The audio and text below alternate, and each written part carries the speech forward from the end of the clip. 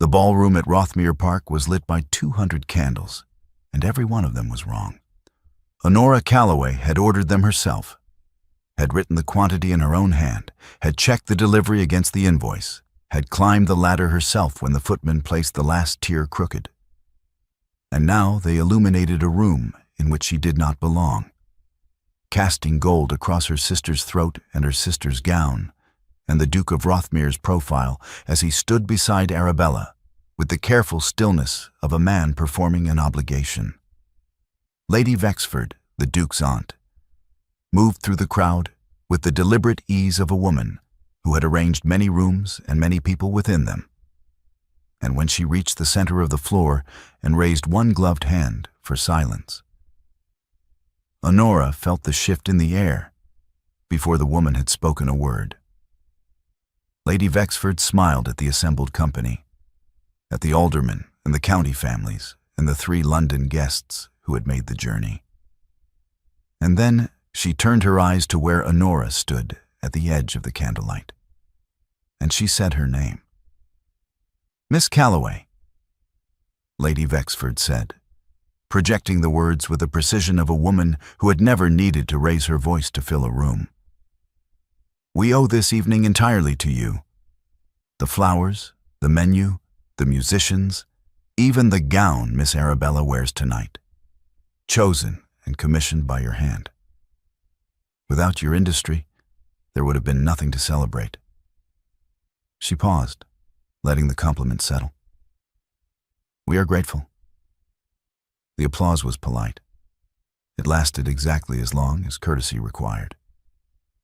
Honora walked forward from the edge of the room, and she curtsied, and she said, "It was my pleasure, Lady Wexford." And she meant none of it, and said all of it with perfect composure, because she had been practicing this composure for 29 years, and it had never failed her yet. Gabriel Ashcombe, Duke of Rothmere, did not look at her. He stood 3 feet to Arabella's left, and he kept his gaze on a point above the assembled heads, and his jaw was set in the particular way of a man who has decided in advance what he will and will not permit himself to feel. Honora knew that jaw. She had studied it 3 years ago in a room very different from this one, in a house that smelled of lavender and camphor and the particular silence that gathers around the dying. And she had told herself then that what she saw in his face was grief. And she had believed it, because the alternative was something she could not afford to name. The engagement was announced. The room turned back to Arabella, as rooms always did.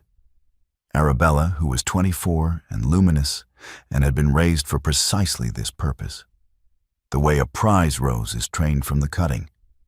And Honora withdrew to the edge of the candlelight, where the warmth did not quite reach, and stood with her hands folded and watched Gabriel lead her sister onto the floor. She watched for perhaps 30 seconds.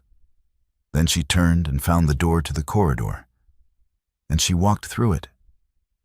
And she stood in the cool dark outside the ballroom, with her back against the wall and her hands pressed flat to the plaster. And she let herself feel, very briefly, the thing she'd been holding back all evening. It was not grief exactly. It was closer to recognition. The sensation of understanding something you had suspected for a long time, finally made plain and undeniable. The way a diagnosis confirms what the body already knew. She had been brought here to demonstrate that the match required labor, that someone had worked, so that Arabella might shine. And she had worked, and Arabella was shining, and the applause had lasted exactly as long as courtesy required. After a moment, Honora straightened. She smoothed the front of her dress, not Arabella's dress, her own, the serviceable gray she had worn to the fitting and forgotten to change. And she went back into the ballroom, because there were still the supper arrangements to oversee, and the wine had been delivered 1 case short, and someone needed to speak to the housekeeper about the third table's candelabra, which was listing to the left. She did not look for Gabriel again. She did not need to. The morning after the ball, Arabella found Honora in the back room of the Calloway house before 9 o'clock. The back room was where Honora worked, a long, low-ceilinged space that smelled of dried thyme and beeswax, and the faint sharpness of willow bark. Its shelves lined with labeled jars, its table scarred from years of use. Honora was measuring dried valerian into paper twists when Arabella appeared in the doorway. Still in her dressing gown, her hair loose, her face carrying the particular brightness of a woman who had danced until 2 in the morning and was not yet tired of being happy. "You were extraordinary last night," Arabella said, settling herself on the stool near the door with the easy confidence of someone accustomed to entering rooms and being welcomed. "Truly, Honora. Lady Vexford said to me privately that she had never seen an evening so well managed. You should be proud." Honora continued measuring. "I am glad it went smoothly," she said. "Did you enjoy any of it?" Arabella asked, tilting her head. "You were so busy the whole time. I kept looking for you, and you were always in a corner talking to a footman about something." "The wine delivery was short by a case," Honora said, "and the third table's candelabra needed attention." Arabella laughed, the light, unguarded laugh that had always come easily to her. "You are impossible. But I did want to say thank you. Properly, I mean, not just in front of everyone. For handling the parts that aren't glamorous." She paused, and then, with the kind of genuine curiosity that made her difficult to resent, she asked, "Did you mind? Any of it?" Honora set down the measuring spoon. She stood very still for a moment, looking at the jar in front of her, and then she turned to face her sister. "Yes," Honora said. "I minded." Arabella blinked. "You what?" "I minded," Honora said again, and her voice was steady and even and did not waver. "I minded last night, and I have minded for a long time before last night. I minded being brought forward to prove that someone had done the unglamorous work. I minded the applause. I minded that Lady Vexford thanked me for the gown on your back as though that were the greatest achievement I might reasonably aspire to." She stopped. "I don't intend to explain further. I simply wanted you to know that the answer is yes." Arabella stared at her. She was not cruel. Honora had always known this about her sister, had held on to it as a kind of anchor. She was genuinely surprised. And her surprise was open and undefended and entirely real. She had not known. She had never known, and that not knowing had not been malice, but something closer to an assumption so deep it had never needed to be examined. And it cost Honora more than cruelty would have. Cruelty would have been something to push against. This was only Arabella's face, wide-eyed and uncertain, trying to find the right thing to say and not finding it. "I didn't realize," Arabella said finally, very quietly. "I know," Honora said. "That is part of what I minded." She picked up the measuring spoon and went back to work. And after a moment, Arabella rose from the stool and left the room, and neither of them said anything more. 3 days after the ball, it rained. It rained the way it rains in late October in the English countryside. Not dramatically, not in the way that makes for good theater, but with the gray, patient persistence of weather that has no particular interest in being noticed. Honora was 2 miles from the Calloway house on a muddy lane that ran along the eastern edge of the Rothmere estate, carrying a basket covered with oilcloth, wearing her oldest boots, walking at the pace of a woman who has an appointment to keep and intends to keep it regardless of the weather. She heard the horse before she saw it. Gabriel Ashcombe pulled his gray up short when he came around the bend and found her standing in the middle of the lane, and for a moment Neither of them moved. He had been riding hard. There was mud on his coat, and his hat was dark with rain. And he looked at her with an expression she could not immediately read. Something between surprise and a kind of arrested attention, as though he had been moving quickly toward something and had suddenly stopped. He dismounted without speaking. He tied the horse to the nearest fence post, and then he walked toward her. And before she could say anything, he took off his coat. The riding coat, heavy wool, still warm from his body, and placed it across her shoulders. "Your Grace," Honora said, "I do not require—" "The rain is getting heavier," Gabriel said, "and you are carrying something that should not get wet." He had not asked what was in the basket. He had not asked what she was doing on this road, 2 miles from her house, in the rain. He had simply looked at the oilcloth covering, noted what it implied, and said nothing about it. Honora did not refuse the coat. They walked the remaining quarter-mile to the junction in silence, the horse following patiently behind. And when they reached the crossroads, Gabriel held the coat out for her to return it, and she gave it back, and they stood for a moment in the rain, looking at each other. And there was something in the air between them that had the quality of a conversation neither of them had started. "Thank you," Honora said. "Walk home by the high road," Gabriel said. "It's drier." He mounted and rode away, and Honora watched him go. And then she turned and walked to the house she had been visiting. The tenant farmer's wife with the persistent cough, who was expecting the preparation Honora had made under the name Calloway and Sons Apothecary. And she knocked on the door and delivered the remedy and accepted the coin that was pressed into her hand. And she rode home by the high road, as he had suggested. And she did not think about the warmth of the coat for the rest of the afternoon. She thought about it that evening. A week later, Gabriel sent a note to the Calloway house asking whether Miss Calloway might be willing to visit Rothmere on a matter he wished to discuss in person. The note was formal and gave no indication of what the matter was. Honora wrote back that she could come on Thursday. On Thursday, a footman led her not to the drawing room, but upstairs, along a corridor she had not walked since the previous winter, to a door at the far end that was kept shut. Gabriel was waiting outside it. "I've been trying to open this room for 6 months," he said without preamble. "I find I cannot do it alone." The room had been his late wife's bedchamber. Honora knew it.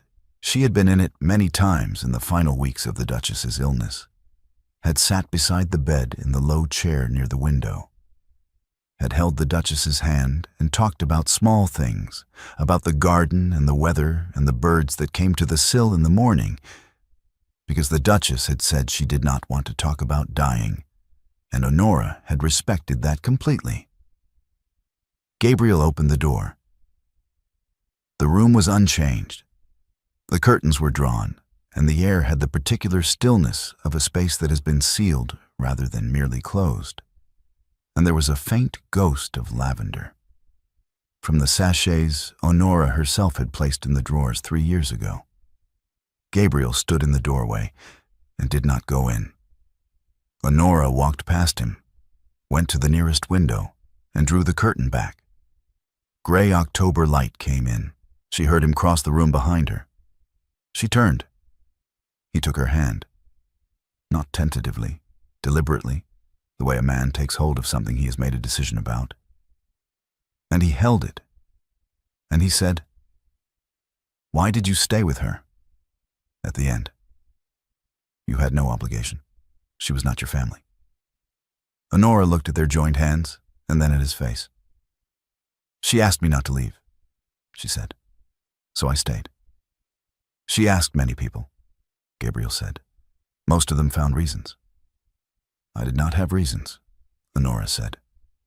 "Or rather, I had one reason, and it was that she asked." Gabriel did not release her hand. He stood in his late wife's room with the gray light coming in, and his hand holding hers, and his face doing the thing it did when he was thinking something he had not yet found words for. And Honora waited, because she had learned long ago that waiting was one of the things she was good at. He did not say what he was thinking.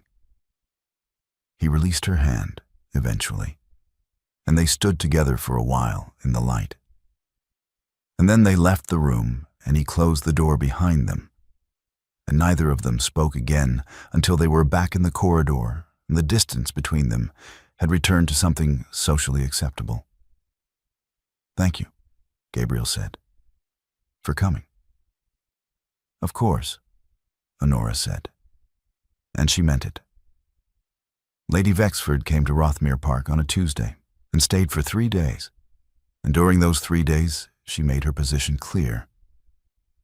She found Gabriel in the library on the second morning and sat across from him with the composed certainty of a woman who has never doubted that her opinions constitute facts. "I have been patient," Lady Vexford said, "about the Calloway woman's visits." "Miss Calloway," Gabriel said without looking up from the letter he was reading. "The elder Miss Calloway," Lady Vexford said, accepting the correction without acknowledging it. "I have been patient because I assumed it was a matter of courtesy. She assisted with the engagement ball, and you felt some obligation. But I am told she has been here twice in the past fortnight, and on the second occasion she was shown upstairs." Gabriel set the letter down. "She was. Gabriel." Lady Vexford's voice was precise and entirely without warmth. "Arabella Calloway is the appropriate match. She is young, she is handsome, and the family, while reduced, retains enough standing to make the connection respectable. The elder sister is a useful creature. She manages things. She is competent. She is the sort of woman one is grateful for in a practical sense. But she is not a duchess. She was not raised to be looked at, and the world will not forget that, no matter what you choose to feel in private." Gabriel said, "She was raised by the same family, in the same house." "She was raised to be useful," Lady Vexford said, as though this were self-evident. "The younger was raised to be desired. These are not the same thing, and pretending they are does not serve anyone, least of all the Calloway woman herself, who I suspect has more sense than to expect." "That will do," Gabriel said. Lady Vexford regarded him with the calm of a woman who has encountered resistance before and knows how to wait it out. "I simply want you to be clear about what you are doing," she said, "and what it will cost." She left the room. Gabriel remained in the library for a long time, and he did not send a note to the Calloway house that week. He had been here before, not in this room, not with these exact words, but in the territory of this silence, 3 years ago, in the room they had just reopened. He had stood beside his wife's bed in the small hours and watched Honora Calloway sitting in the low chair with his wife's hand in hers, talking quietly about nothing, about the birds on the sill, and he had felt something move in him that he had no right to feel, and he had covered Honora's free hand with his own, an impulse he could not explain and did not try to. And neither of them had withdrawn, and they had remained like that until the Duchess fell asleep. And Gabriel had walked out of that room and punished himself for it every day since. He had courted Arabella because Arabella was beautiful and uncomplicated, because choosing her was a way of proving that the thing he had felt in that room was an aberration, a moment of grief finding the wrong object and not the truth. He had known for some time that this proof was failing. He did not correct his aunt. He told himself he would address it later when he was clearer, when he had decided what he intended. He told himself that silence was not the same as agreement. Honora, who was not present, did not know he had stayed silent. The letter arrived on a Wednesday, delivered simultaneously to Rothmere Park and to the Calloway house by a hired messenger who had been given 2 copies and instructions to deliver them both on the same morning. It was from Mrs. Parry, Agnes Parry, who had been nursemaid to Gabriel's late wife from her childhood, who had retired to a cottage in the village 3 years ago, and had been, by all reports, in declining health since the autumn. The letter was short, written in a hand that had clearly required effort, and it said only that she had something to give them, that it was not hers to keep any longer, and that she would be grateful if they could come soon. Gabriel arrived at the cottage first. He was standing outside the low door when Honora came up the lane, and they looked at each other with the particular expression of 2 people who have just understood something about the shape of events. Mrs. Parry was in bed, propped against pillows, her face the color of old paper. She was conscious, and she knew them both, and she did not waste time on pleasantries. "She gave me a letter," Mrs. Parry said, meaning the Duchess, meaning 3 years ago. Before the end. She said she could see something in that room, and she wasn't angry, and she wanted Miss Calloway to know. She paused to breathe. She said she'd watched him look at you when you weren't looking, and she'd watched you not look at him when he was. And she said she wasn't going to pretend she hadn't seen it. Another pause. She asked me to find a way to tell you. That she knew, and she didn't blame either of you, and that you had her blessing. Both of you. She held out the letter. Honora took it. They read it together, standing on either side of the bed, the paper between them. And the Duchess's handwriting was uneven in places, the hand of a woman who had been writing against pain, but the words were clear. She had known. She had seen, in that room, what Gabriel had felt and what Honora had not allowed herself to feel, and she had not been angry. And she had asked Agnes Parry to find the right moment, and Agnes Parry, in her dying, had found it.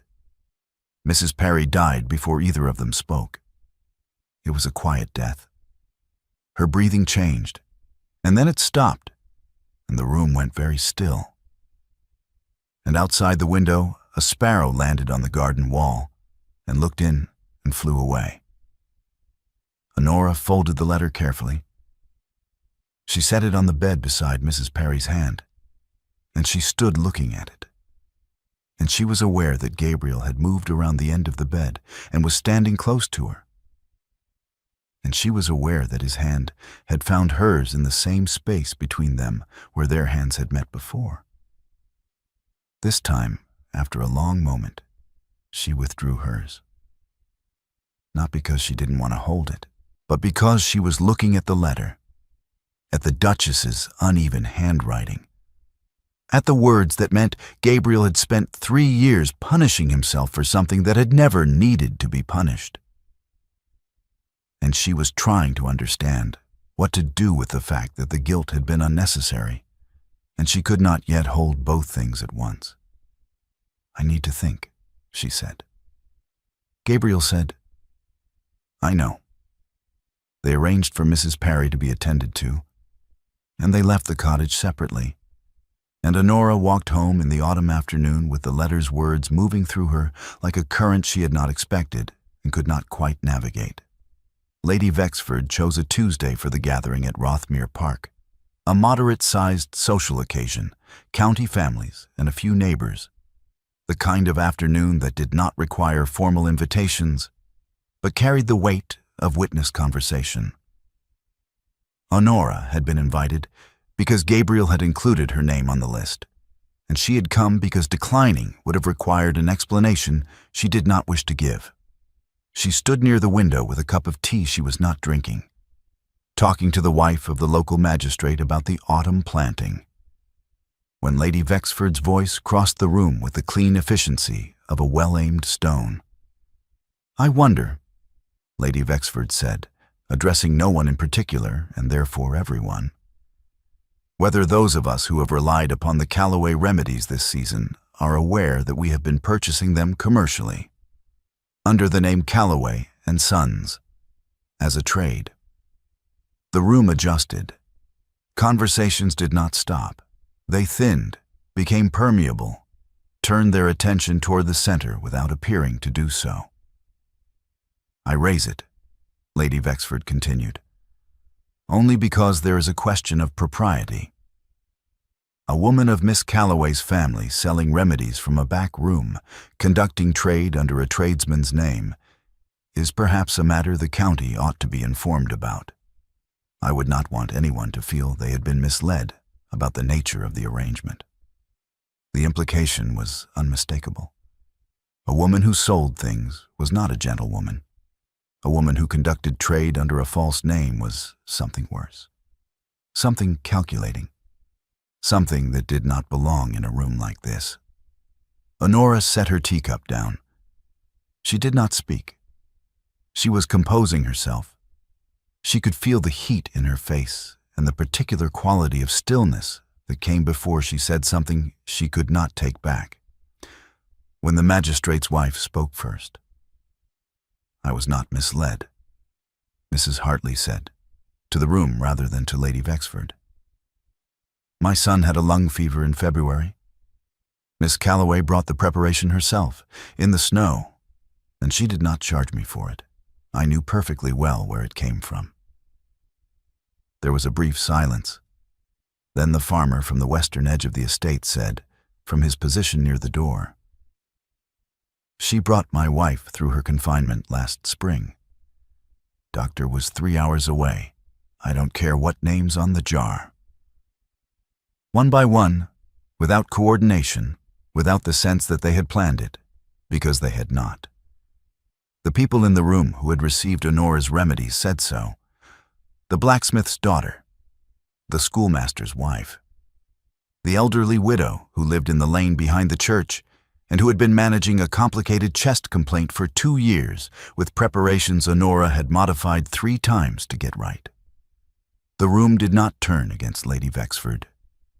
It simply became a room in which her statement had been weighed and found insufficient. And everyone present understood this. And the conversation moved on with the careful English courtesy that is more devastating than open disagreement.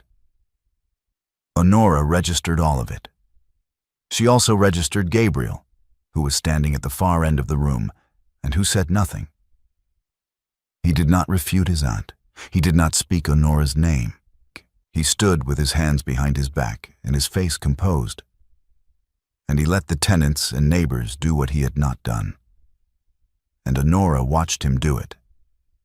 And she felt the thing between them shift. She made her excuses to Mrs. Hartley, thanked the room for a pleasant afternoon, and left Rothmere Park without speaking to Gabriel. And she did not return.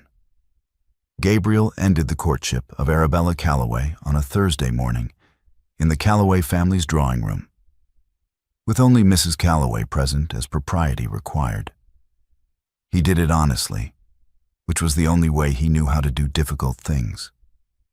He told Arabella that he had made an error in judgment, that he had entered into the understanding for reasons that had more to do with his own conscience than with any genuine feeling for her, and that she deserved better than that, and that he was sorry. Arabella, to her credit, looked at him for a long moment and then said, "I know." And then she said, "There is a Mr. Fenwick in Shropshire who has written to my mother 3 times. I have been polite about it, but I think I may be less polite now." And she rose and excused herself. And that was that. Mrs. Calloway showed him out with the composed dignity of a woman who had suspected this was coming and had made her peace with it. That same afternoon, Gabriel went to his aunt's sitting room at Rothmere and stood in the doorway until she looked up from her correspondence. "You will write a note to every family who was present on Tuesday," he said, correcting what you implied about Miss Calloway's business. "You will state that the apothecary practice is known to me, that it serves the estate and the surrounding community, and that you were mistaken in suggesting it reflected poorly on her character. Lady Vexford set down her pen. Gabriel. You will send the notes by Friday, Gabriel said. I will not ask again. He rode to the Calloway house the following day. The footman who answered said Miss Calloway was not receiving visitors. Gabriel left his card. He came back the following week. This time Honora came to the door herself, not to the front door, but to the door of the herb garden at the side of the house, which she opened and stood in with the posture of a woman who has decided to be present, but has not decided how present to be. You were silent, she said. I was, Gabriel said. In a room full of people who were not silent, she said. On my behalf. Yes, he said, and I have no defense for it. I am not asking for a defense, Honora said. I am telling you what I saw. She looked at him for a moment longer, and then stepped back from the door, not inviting him in, and he understood that this was not yet resolved. And he rode home. 3 weeks after the gathering at Rothmere, as the last of the autumn light was thinning toward dusk, and the herb garden smelled of frost coming, and the cut lavender Honora was bundling for drying, Gabriel came back.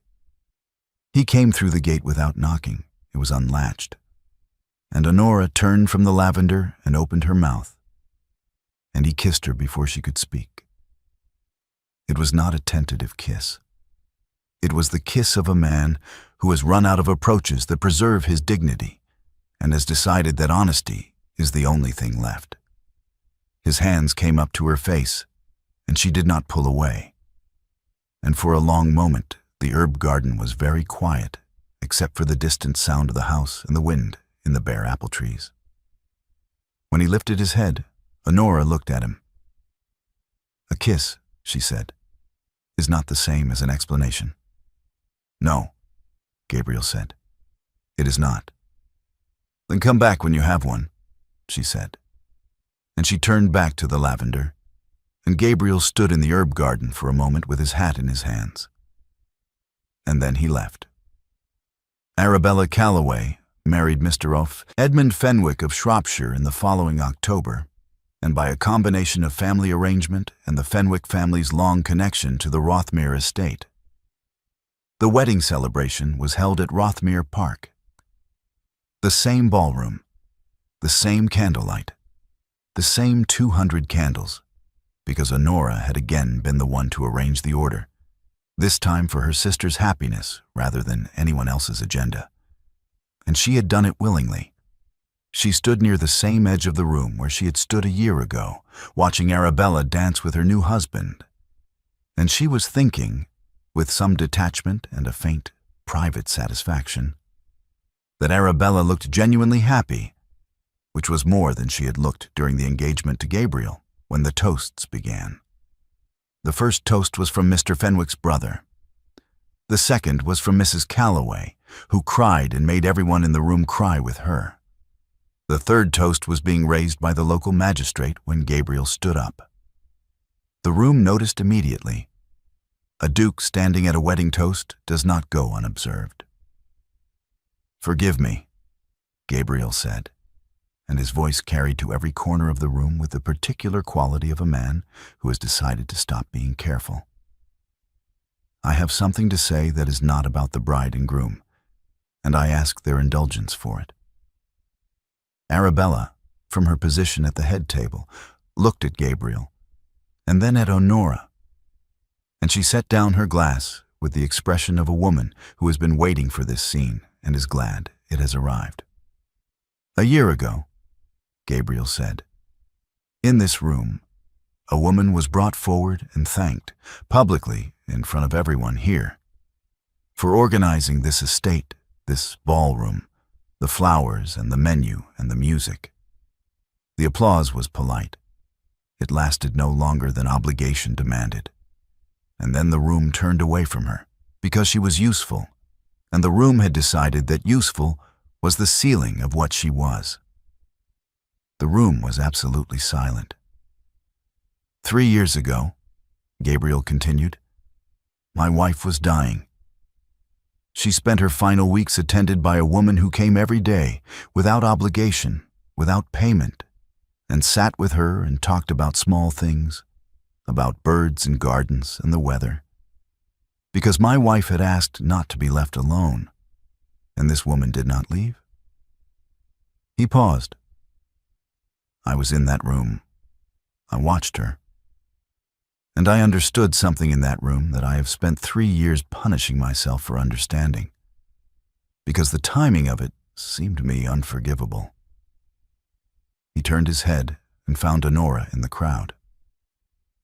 What I did not know, he said, until a dying woman gave me a letter, is that my wife saw it too, that she had her own understanding of what was in that room, and that she was not angry, and that she asked, specifically asked, that Honora be told she had her blessing. The room had the quality of held breath.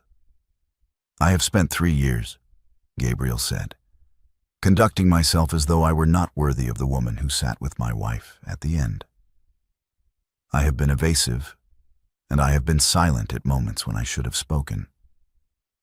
And I have allowed people in this room to suggest that a woman who runs an apothecary business from a back room and walks 2 miles in the rain to deliver remedies to tenants is somehow lesser. And I said nothing, and I am ashamed of that silence. He stopped. I am asking, in front of everyone who applauded her curtsy and then turned away, for the chance to stop being ashamed. I am asking Honora Calloway, here, now, to let me stop. The room waited. Honora stood at the edge of the candlelight, where she had stood a year ago, and she felt every eye in the room on her, and she felt, for the first time in a very long time, the particular sensation of being seen, not assessed, not found useful, seen.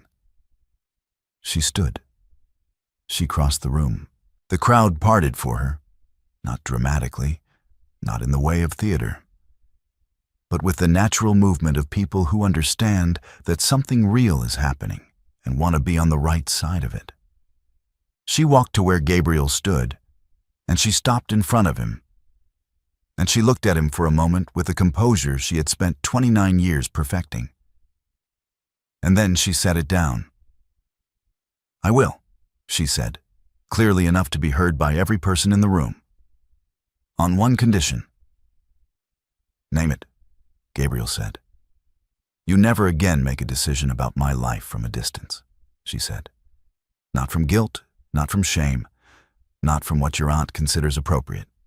If something concerns me, you speak to me, directly, before you decide. Yes, Gabriel said, not eventually, not with qualification. Yes. Then yes, Honora said. I will let you stop. The room exhaled. Arabella, at the head table, pressed her hand to her mouth and laughed, and Mr. Fenwick put his arm around her, and Mrs. Calloway was crying again, and the magistrate's wife was saying something to the woman beside her that had the tone of vindication long anticipated. Gabriel reached out and took Honora's hand in front of witnesses in the room that had applauded her curtsy and turned away. And this time, she did not withdraw. The late Duchess's bedchamber was reopened that night. Not ceremonially, Gabriel simply asked the housekeeper to air it out, to unlatch the windows and let the October night through. And the housekeeper did so with the quiet efficiency of a woman who understood that some instructions carry more weight than others. Honora stood in the doorway for a moment before she went in. The curtains were open, and the moonlight came across the floor, and the room smelled of cold air and lavender. Still faintly, even after 3 years, the sachets in the drawers had not entirely spent themselves. And she walked to the window and stood looking out at the garden below. Gabriel came to stand beside her. They did not speak for a long time. There was nothing that needed to be said that had not been said. And the room held its own quiet the particular piece of a space that has been released from something it was not meant to carry indefinitely. She would have liked you, Honora said finally, for being honest tonight. She valued honesty above almost everything. She valued you, Gabriel said. She told me, near the end, that you were the only person who never treated her as though she were already gone. Honora looked out at the garden. She was still there, she said. It seemed rude to pretend otherwise. Gabriel made a sound that was not quite a laugh, but was close to one, and Honora turned from the window, and the moonlit room received them both. In the morning, there were 2 cups of tea on the windowsill. Honora had made them before dawn, while the house was quiet, using the small brazier in the corner that the housekeeper had left ready, and she had set them side by side on the stone sill, where the early light was coming in gray and soft over the garden below. Beside the cups sat the basket she had carried up from the Calloway house the previous evening, filled with the dried herbs she had prepared through the autumn.